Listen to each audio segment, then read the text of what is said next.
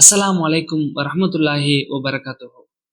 கண்ணியத்திற்குரிய சங்கைக்குரிய சகோதர சகோதரிகளே, இன்றைய அறிவியல் யுகத்தில் ஒவ்வொரு நாடும் தங்களுக்கு தேவையான அறிவியல் சாதனங்களை புதிதாக கண்டுபிடித்து அதன் மூலமாக சாதனைகளை நிகழ்த்தி வருவதை பார்க்கிறோம்.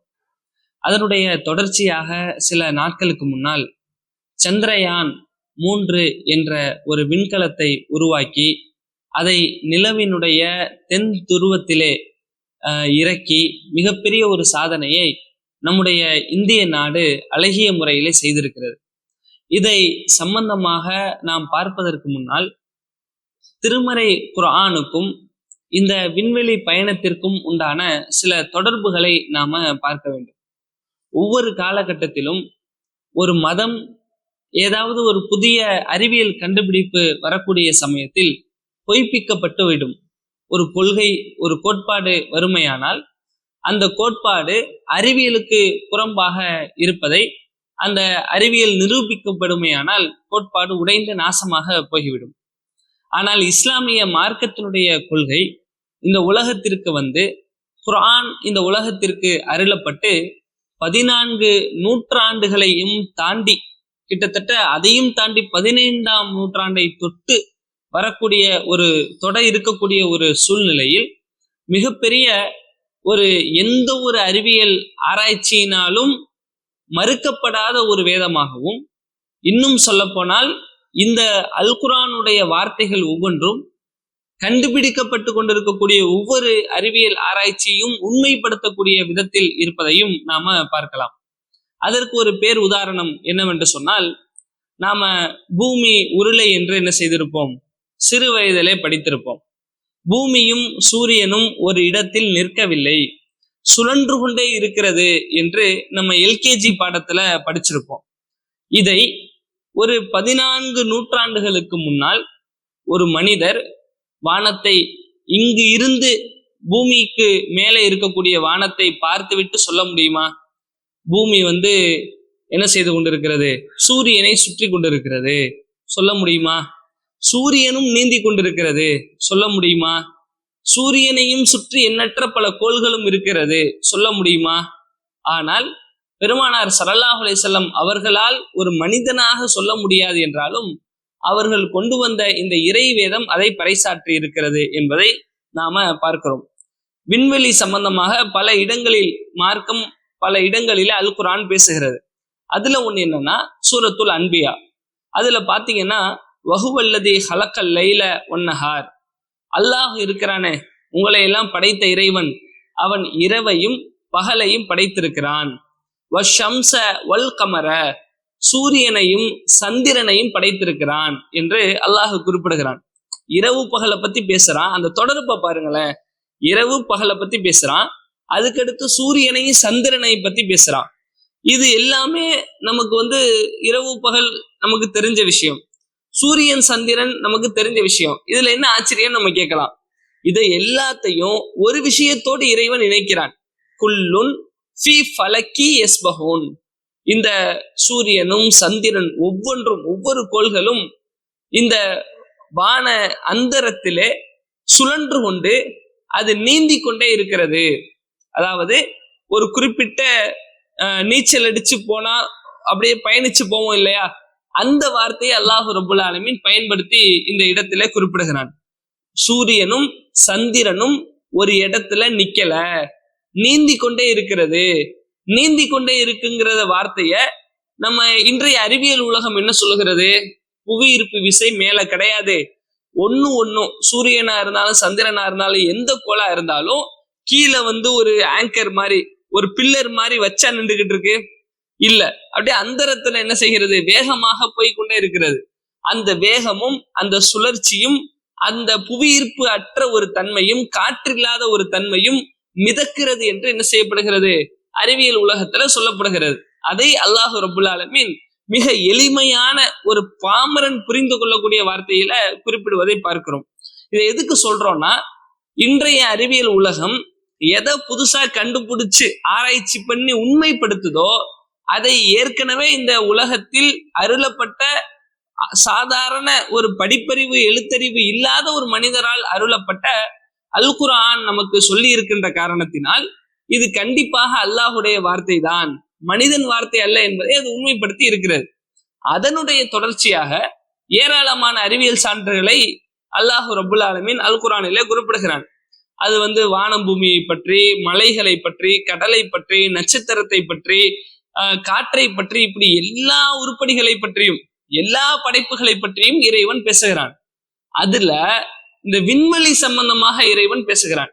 விண்வெளியில என்ன விஷயம்னா, இப்போ இந்த அதாவது பூமியை தாண்டி விண்கலத்துல ஏறி ஒரு மனிதன் பயணம் செய்ய முடியாது, வேற ஒரு கோளுக்கு போக முடியாது, அது சாத்தியமே இல்லை, கற்பனைக்கு எட்டாத ஒரு அம்சம். கதையில தான் என்ன செய்வாங்க, புஷ்பக விமானம்னு சொல்லி கதையில எழுதுவாங்க பறக்கிற மாதிரி. இப்படி எல்லாம் நம்ம என்ன செய்திருக்கிறோம், பார்த்திருக்கிறோம். ஆனா உண்மையிலேயே அல்லாஹு ரப்புல் ஆலமீன் குறிப்பிடுகிறான், யா மஅஷரல் ஜின்னி வல் இன்ஸ், மனித ஜின் கூட்டத்தினரே, இனிஸ்ததஅதும் உங்களால் முடிந்தால், அன்தன்ஃபுது மின் அக்தாரி சமாவாத்தி வல் அருள், வானம் மற்றும் பூமியினுடைய எல்லைகளை கடக்க இயலும் என்பது உங்களுக்கு முடியுமானால், ஃபன்ஃபுது நீங்கள் கடந்து செல்லுங்கள், உங்களால் கடக்க முடியும். லா தன்ஃபுதூன இல்லா பி சுல்தான், ஆனால் உங்களுக்கு ஒரு வலிமையான ஆற்றல் இருக்க வேண்டும். ஒரு சுல்தான், சுல்தான்னா அரசருக்கெல்லாம் சுல்தான்னு சொல்லுவோம், அது ஆற்றல் அவருக்கு இருக்கிறனால, அந்த ஆட்சி அதிகாரம் இருக்கிறனால சுல்தான்ங்கிற வார்த்தை அவருக்கு பயன்படுத்துறோம். அந்த மாதிரி இறைவன் இங்கே குறிப்பிடுகிறான், உங்களுக்கு ஒரு ஆற்றல் இருக்குமே ஆனால் நீங்கள் வானம் மற்றும் பூமியினுடைய எல்லைகளை கடந்து இந்த உலகத்தில என்ன செய்ய முடியும், தாண்டி பயணிக்க முடியும் என்று குறிப்பிடுவதை பார்க்கிறோம். ஆக இந்த வசனம் என்ன வார்த்தையை இறைவன் குறிப்பிடுவதை சிந்தித்து பார்த்தால், இந்த வானத்தையும் இந்த பூமியையும் ஆகாயத்தையெல்லாம் கடந்து மனிதனால் செல்ல முடியும் என்று இறைவன் குறிப்பிடுகிறான். மனிதனால் செல்ல முடியும் என்றால் சும்மா பறந்து போக முடியாது, ரெக்க மூளைக்கும் பறந்து போயிருவீங்க அப்படி எல்லாம் சொல்லாம, நீங்கள் ஒரு ஆற்றலை படைப்பீர்கள், சிந்திச்சு கண்டுபிடிங்க, ஒரு ராக்கெட்டை போன்று ஒரு விண்கலத்தை போன்று ஒன்றை கண்டுபிடித்து அதன் மூலமாக நீங்கள் செல்ல வேண்டும் என்ற ஒரு அம்சத்தையும் ஆராய்ச்சி செய்யுங்கள் என்று குறிப்பிடுவதை பார்க்கிறோம். இப்ப நல்லா யோசிச்சு பார்த்தா, அன்றைய காலத்துல இந்த அறிவை சொல்லி இருக்க முடியாது. ஆனா இறைவன் என்ன செய்கிறான், நீங்கள் இதை கண்டுபிடியுங்கள், போக முடியும் என்று சொல்லி காட்டுவதை பார்க்கிறோம். அதே போன்று இன்றைய சில நாட்களுக்கு முன்னால் அனுப்பப்பட்ட சந்திரயான்ல மனுஷன் அனுப்பல, மனுஷனை அனுப்பி அது வெற்றி அடையல. அது ஒரு சின்ன ரோவர் அனுப்பிதான் என்ன செய்யப்பட்டிருக்கு, ஆய்வு செய்யப்பட்டு வெற்றி அடைந்திருக்கிறது. ஆனால் இறைவன் இங்கே குறிப்பிடுவது மனிதனால் போக முடியும். நீங்க மிஷின் அனுப்பி போற மாதிரி ஏற்கனவே அப்பல்லோ 11ல 1967ல அமெரிக்காவினுடைய அந்த விமானம் என்ன செய்தது, சென்று சந்திரனில் தரை இறங்கியதாக நிரூபிக்கப்பட்டிருப்பதை பார்க்கிறோம். அதுல பல பேர் மாற்று கருத்தெல்லாம் சொல்றாங்க. ஆனா பல சந்திரனுக்கு மனிதர்கள் போய் இருக்கிறார்கள், அதற்கு பின்னாலும் போய் இருக்கிறாங்க பல நாடுகள்ல. இந்தியாவுல இப்ப முதல்ல விண்கலம் அனுப்பி இருக்கிறதுனால நமக்கு இது புதிதாக ஆச்சரியமாக பக்கத்துல நடக்கிறதுனால நெருக்கமாக தெரியலாம்.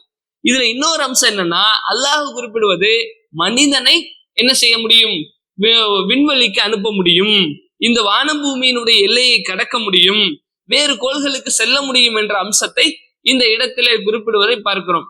ஆக இந்த அதாவது இந்த அறிவியல் ஆராய்ச்சியை பொறுத்த வரைக்கும் இதுவெல்லாம் முஸ்லிம்களுக்கு எவ்வளவு நெருக்கமாக அல் குர்ஆன் இருக்கிறது. ஆனால் முஸ்லிம்கள்ல விஞ்ஞானிகள் இருப்பதில்லை, முஸ்லிம்கள்ல ஆராய்ச்சியாளர்கள் இருப்பதில்லை.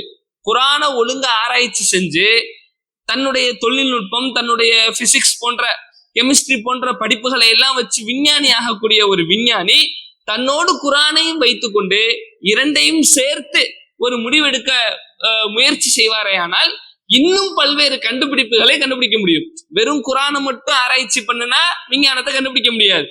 வெறும் விஞ்ஞானத்தை மட்டும் படிச்சுட்டா அதுல இருக்கக்கூடிய விஷயங்களை புதிதாக குர்ஆனோடு ஒப்பிட்டு இது பண்ண முடியாது.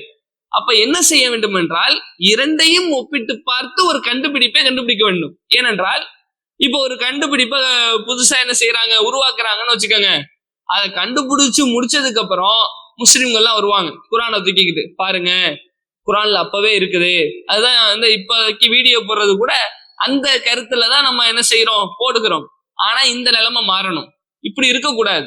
நம்ம குரானை வைத்து, அறிவியல் ஆற்றலை வைத்து நாம் இந்த வசனத்தை வச்சுதான் இதை கண்டுபிடிச்சேன்னு சொல்லணும். அந்த நிலை நமக்கு எப்ப வரும்? அதுக்கு முஸ்லிம் விஞ்ஞானிகள் என்ன செய்ய வேண்டும், உருவாக வேண்டும். அறிவியல் ஆராய்ச்சியோடு சேர்த்து குரானையும் ஒன்றாக படித்து அதோடு ஒப்பிட்டு உலக மக்களுக்கு இது இறைவேதம் தான், இந்த வேதத்துல சொல்லப்பட்ட அடிப்படையில் செய்த ஆராய்ச்சியில இது இன்னும் நிரூபிக்கப்பட்டிருக்கிறது, இது முகம்மது என்ற சாதாரண மனிதரால் எழுதப்பட்டிருக்க வாய்ப்பில்லை என்ற ஒரு தகவலை மிக அழகிய முறையில உலகத்திற்கு சொல்லக்கூடியவர்களாக முஸ்லிம்கள் இருக்க வேண்டும் என்பதுதான் இங்கே இந்த தகவலினுடைய நோக்கமாக இருக்கிறது. அதை புரிந்து கொண்ட மக்களாக வல்ல அல்லாஹ் ரப்புல் ஆலமீன் நம் அனைவரையும் ஆக்கி அருள் புரிவானாக. வாஹிரு தாவானா அனில் ஹம்துலில்லாஹி ரப்பில் ஆலமீன். அஸ்ஸலாமு அலைக்கும் வரஹ்மத்துல்லாஹ்.